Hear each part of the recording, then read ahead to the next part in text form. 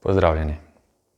Danes ima že skoraj vsaka trgovina svojo kartico ugodnosti.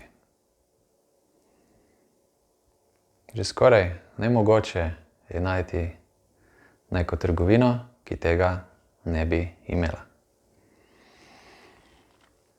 Kartice ugodnosti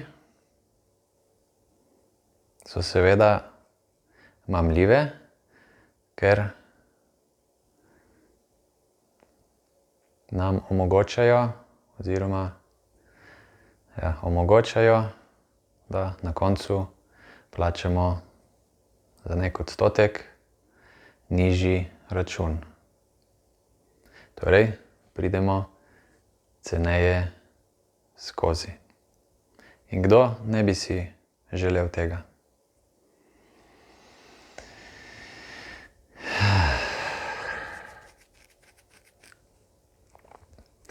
Ali res pridemo ceneje skozi? Pravijo, da na tem svetu ni nič zastonj. Od kje potem te kartice pričarajo teh, dajmo reči, 10% nižji znesek na računu? Od nikje mora priti ta razlika. In od kje pride ta razlika? Namreč, lahko bi se naučili že davno, da kar večina počne, ni nujno prav.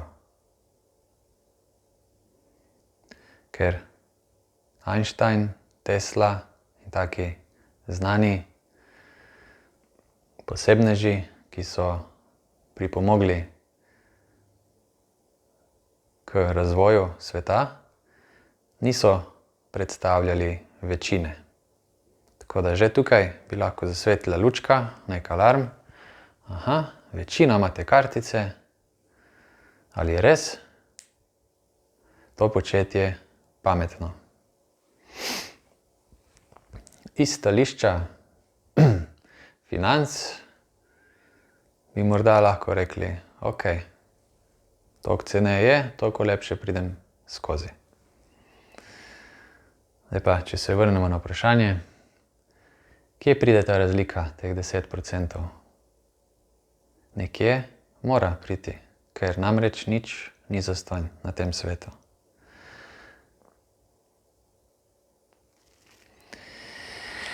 Ja, kartice ne dobimo, ker evo, tu imaš kartico, nosi s sabo, poklikaš in cena se zniža, ne? Namreč podati moramo svoje osebne podatke, v večini primerov. Zdaj, v kolikšnem obsegu pa je odvisno od trgovine. In kaj je to takega?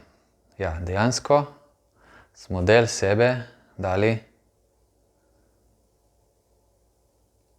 za pridobitev te kartice. Teh 10% je šlo iz nas ven. Torej smo najmanj teh 10% že s tem plačali. Kaj pa delajo trgovine s temi podatki in karticami? Ena izmed stvari je ta, da lažje predvidijo, kaj kupujemo, kolikokrat kupujemo, kdaj gremo po nakupih, tako da se lahko bolje organizirajo in pripravijo tisto, kar dejansko gre v promet. Ker očitno je danes samo to, torej prodaja, skoraj edini razlog, da trgovine obstajajo, ne pa dobrobit človeka.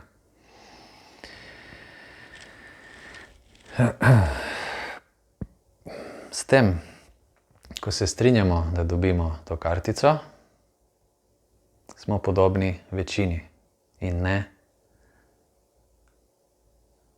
manjšini, torej Tesli, Edisonu, ali pa Einsteinu. Zakaj? Ker večina slepo sledi in ne vidi, kam pelje ta pot. Na nek način bi lahko rekli, da s tem, ko oddamo te podatke, prodamo del sebe. In tudi s tem, ko nočemo plačati polne cene, na nek način rečemo podzavesti naši, da nismo pripravljeni toliko plačati ali pa celo, da toliko nimamo. Imamo raje nižjo ceno.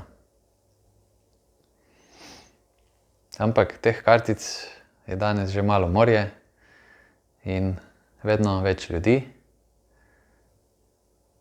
se zaveda, v čem je štos teh kartic. In seveda znižanj cen, ki jih dobimo s pomočjo kartic.